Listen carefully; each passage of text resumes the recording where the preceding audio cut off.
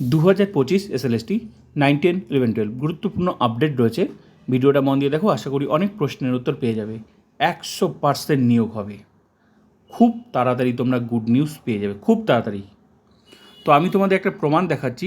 Experience 10 marks টিচার্সরা পাবে কি পাবে না, কখন পাবে, ইন্টারভিউর আগে না ইন্টারভিউর পরে, প্রমাণ দেখাচ্ছি, তোমরা দেখে নাও।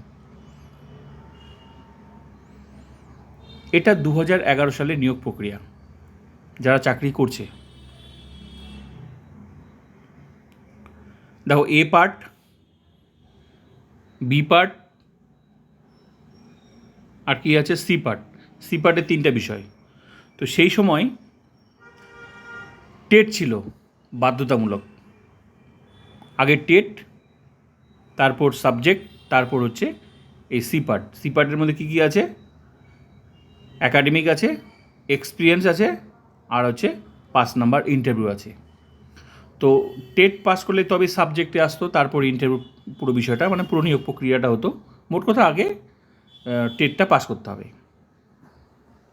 এখন বিষয় হলো এক্সপিরিয়েন্স 10 মার্কস টিচাররা পাবে না, ইন্টারভিউর আগে পাবে না, এটাই তো মূল বিষয়। তো এবার তোমরা প্রমাণটা এবার দেখে নাও।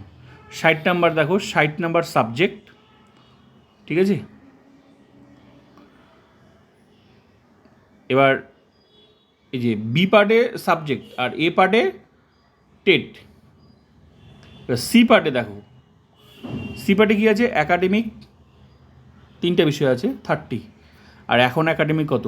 10। সেই সময় এক্সপিরিয়েন্স 5 নাম্বার, এখন 10, কিন্তু অ্যাকাডেমিকে কত? 30। কত বেশি!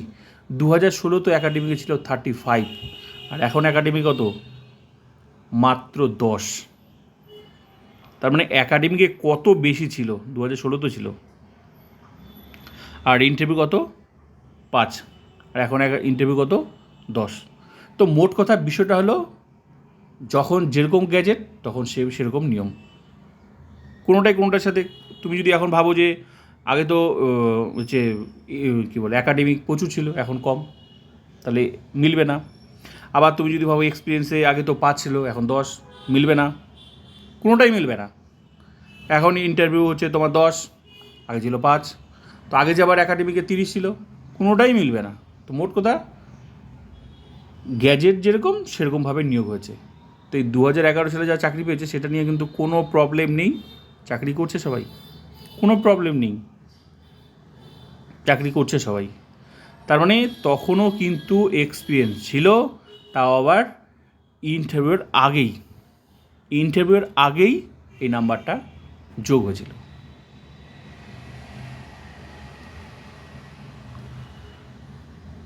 তো এবার তোমাদের মতামত তোমরা কমেন্ট করে জানাবে।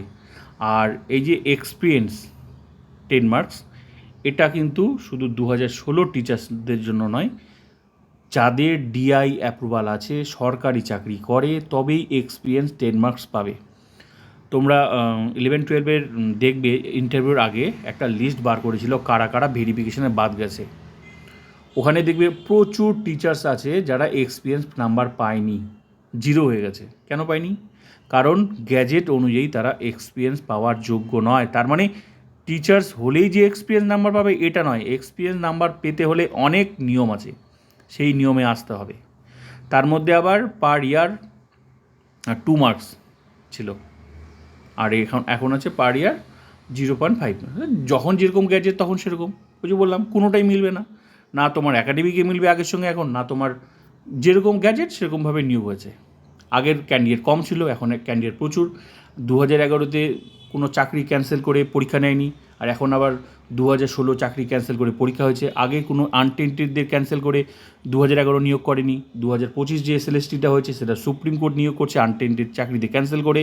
মানে কোনোটাই মিলবে না। কিন্তু এক্সপিরিয়েন্স সেই সময়ও ছিল, এখনও আছে। সেই সময় ইন্টারভিউর আগে ছিল, এখনও যে গ্যাজেটে যেরকম ছিল সেটাই আছে। তো মূল বিষয় হলো এক্সপিরিয়েন্স টিচাররা আগেও পেয়েছে, এই গ্যাজেটে এখন যে গ্যাজেট প্রকাশ করছে সেটা তো টিচার্সরাই পাবে। তাও আবার শুধু 2016 নয়, যারা সরকারি টিচার প্লাস ডিআই অ্যাপ্রুভাল আছে তাদেরই এই এক্সপিরিয়েন্স। আশা করি বিষয়টা বোঝাতে পারলাম। তোমাদের মতামত তোমরা কমেন্ট করে জানাতে পারবে।